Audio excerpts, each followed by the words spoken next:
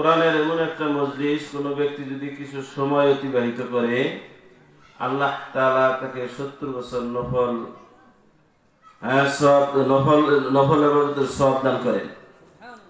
আর যদি কেউ বিঘ্ন ঘটায় তাহলে কিয়ামতের ময়দানে আল্লাহ তাআলার কাছে জবাবদিহি করতে হবে।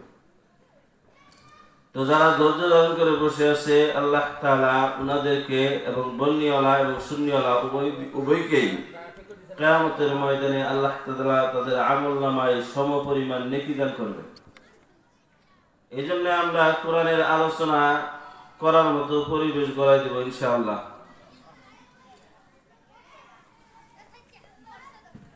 তো দূর থেকে মেহমানরা আসছে, তাদেরকে একটা পরিবেশটা আমাদেরকে দেখাইতে হবে। আমরা যদি না দেখাই তাহলে কেমন হবো, ঠিক না? তারাই কিভাবে বয়ান করবো? আমরাই তো পাবো না কিছু।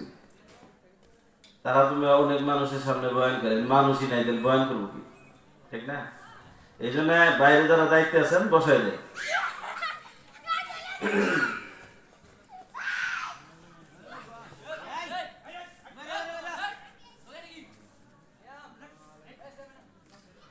তো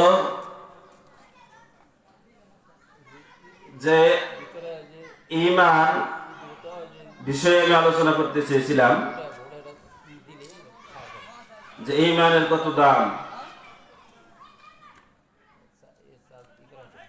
যে কোনো ব্যক্তি যদি দুনিয়ার জমিন থেকে ঈমান নিয়ে বিদায় গ্রহণ করে, দুনিয়ার জমিন থেকে ঈমান নিয়ে বিদায় গ্রহণ করে, আল্লাহ তাআলা ওই ব্যক্তিকে চিরস্থায়ী একটি শান্তির জায়গা দান করবেন, জান্নাত। সুবহানাল্লাহ, সুবহানাল্লাহ।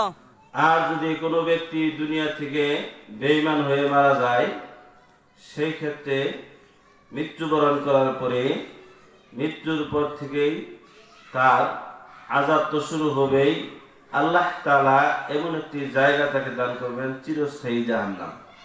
জান্নাতের রুশনি পর্যন্ত সে দেখতে পাবে না। তাহলে ঈমান বড় সম্পদ জিনিস। এর চাইতে বড় সম্পদ দুনিয়ার জমিনের ভিতরে আর কিছুই নেই। দুনিয়ার জমিনের ভিতরে কিছুই নাই।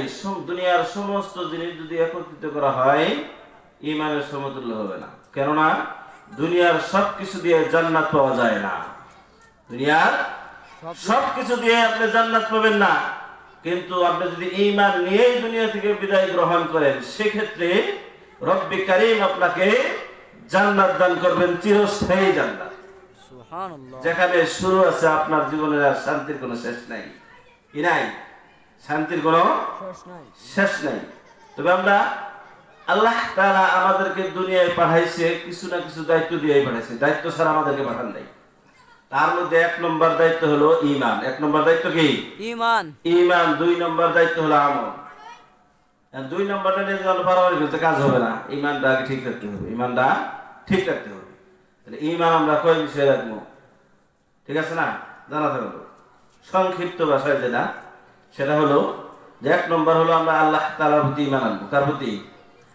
আল্লাহ তাআলার প্রতি আমরা ঈমান আনবো। 2 নম্বর হলো ফেরেশতাগণের প্রতি ঈমান আনবো।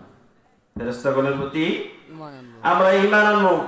3 নম্বর হলো আসমানি কিতাব সমূহের প্রতি আমরা ঈমান আনবো।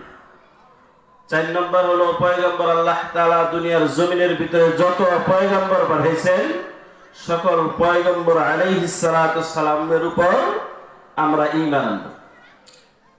5 নম্বর হলো তাকদীরের উপর। 6 নম্বর হলো আখিরাতের উপর। কথা কিন্তু এটি খেয়াল রাখবেন। তাহলে এই 6 বিষয়ের প্রতি আমাদেরকে ঈমান রাখতে হবে। ঈমান রাখলে, ঈমান নিয়ে দুনিয়া থেকে বিদায় গ্রহণ করতে পারলেই আল্লাহ তাআলা আমাদেরকে কি পুরস্কার দিবেন? জান্নাত। কি পুরস্কার দিবেন?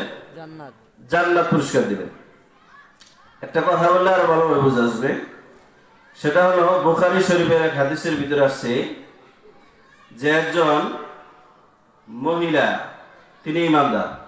একজন মহিলা আমার সাথে কথা কবেন, 2-3 জন যা আছেন তাই কবেন। বক্তারা তো কবা পাইছে, আমিও কম না, আপনারও কবেন, আমিও কম, ঠিক না? তাইলে বুখারী শরীফের হাদিসের ভিতরে আছে একজন মহিলা, তিনি হলেন ঈমানদার, কিন্তু তার চরিত্র হলো খারাপ, চরিত্র ভালো না, দেহ ব্যবসায়ী, মোট কথা। তো কিন্তু ওই মহিলার ঈমান আছে। কি আছে? ঈমান নামে বস্তু, পাওয়ারফুল একটা বস্তু আছে, জিনিস আছে, যে জিনিসটা দুনিয়ার জমিনের চাইতেও সবচাইতে বেশি দামি। সেটা কি? ওই মহিলার কাছে আছে ঈমান। তো ওই মহিলা একদিন যাইতেছে রাস্তা দিয়া, হঠাৎ করে দেখে এক কুকুর, পিপাসিত কুকুর, পিপাসার কারণে জীবন যায় যায় বা, তা মায়া হইল। আল্লাহ